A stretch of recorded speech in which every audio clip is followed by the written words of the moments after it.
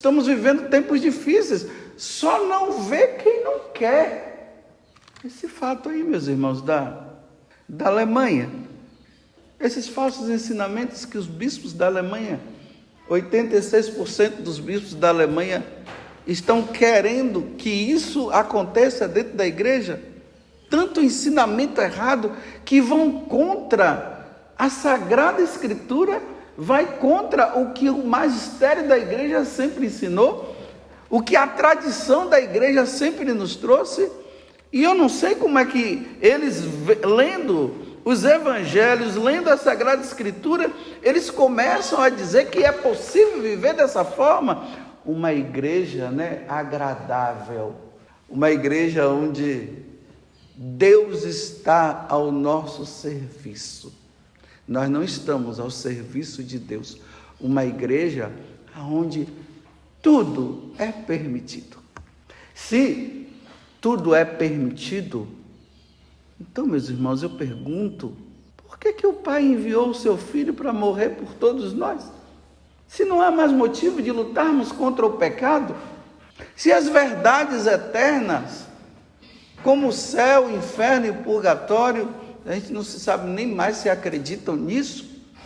Se nós não nos voltamos para o nosso fim, se nós não nos voltarmos e dizermos que um dia nós teremos que estar diante do tribunal de Deus, como diz São Paulo na carta aos Coríntios, e ali nós vamos prestar conta dos nossos atos. Então, se tudo é permitido um homem se separar de uma mulher, casou na igreja direitinho, ele pode separar e arrumar outra. O importante é ser feliz. Tudo é permitido. É permitida a ideologia de gênero, é permitido o aborto, tudo é permitido. Então, para que lutar mais? Que igreja é essa? Essa não é a igreja que Jesus fundou. E se nós não tivermos esta graça de ouvir a nosso Senhor, nós vamos ficar perdidos. Então, se nós não fazemos esse estudo, essa vida de oração, gastar esse tempo que é necessário, porque olha, exige muito. Você parar para ler um livro, você meditar naquela palavra que está ali, gasta tempo. Às vezes dá até preguiça, a preguiça mental.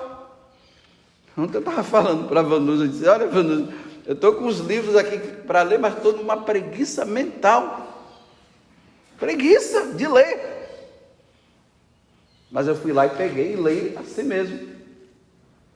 Porque é necessário, porque os tempos de hoje, nós não podemos mais brincar, porque senão as heresias das heresias vão entrando e nós vamos permitindo que isso aconteça. E como é que nós vamos contemplar a glória de Deus um dia, se nós vamos nos deixando levar por essas heresias que estão entrando aí?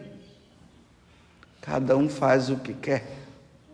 Por que a igreja tem, na igreja católica, nós temos Pedro, que Jesus colocou à frente, e na sucessão apostólica nós temos os papas, que são os sucessores de Pedro. Por que a igreja coloca? Para que haja unidade. Lembremos lá nos Atos dos Apóstolos, que quando tinham qualquer coisa que estava assim em discussão, aquela questão da circuncisão, que teve o primeiro concílio, que foi o concílio de Jerusalém, se os gentios tinham que passar pela circuncisão que os judeus passavam, se havia necessidade ou se eles já seriam batizados logo. E aí cada um pensando de um jeito, foram lá, conversaram com Pedro e aí decidiram que não haveria necessidade de passar assim, porque a circuncisão agora era do coração, não era mais a do corpo, para ter unidade. Agora veja, se não há unidade e cada um pensa e fala de um jeito, se cada bispo vai falando do seu jeito nas suas dioceses, meus irmãos, a igreja vai virar uma bagunça se isso acontecer. Aí sabe o que é que vai acontecer? vai ter aqueles bispos que são assim, firmes na fé católica. Aí provavelmente vai ter aqueles que são mais assim, progressistas, e que tudo é permitido. Então cada um vai para o seu lugar. Então eu vou para aquele lugar porque lá tudo está liberado. Não, os que levam a sério vão dizer assim, não, eu vou aqui, porque aqui é mais exigente. É assim? Não, a igreja é uma só. E como eu tenho falado para vocês, a igreja é uma só, e a igreja fala apenas uma coisa, ela não fala várias coisas. Esse negócio de cada um falar uma coisa, isso aí nós encontramos no protestantismo.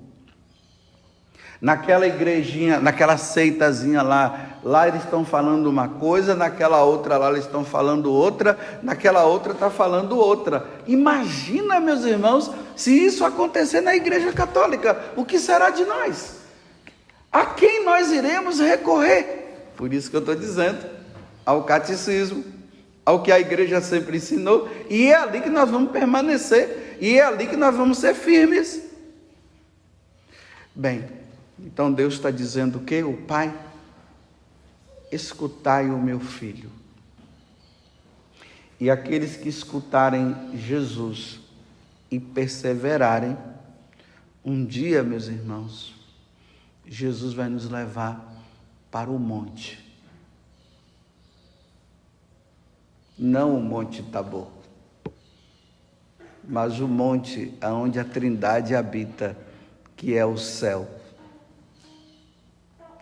Se Pedro ficou tão entusiasmado só em ver Elias, Jesus e Moisés, imagine no dia que nós estivermos lá e nós vermos a Santíssima Trindade e a multidão de santos e santas que perseveraram na igreja e que ouviram o nosso Senhor, e nós habitando para sempre lá no céu. Como eu sempre brinco aqui, eu acho que eu vou desmaiar de tanta alegria, se é que se desmaia lá. Louvado seja nosso Senhor Jesus Cristo e a nossa Mãe Maria Santíssima.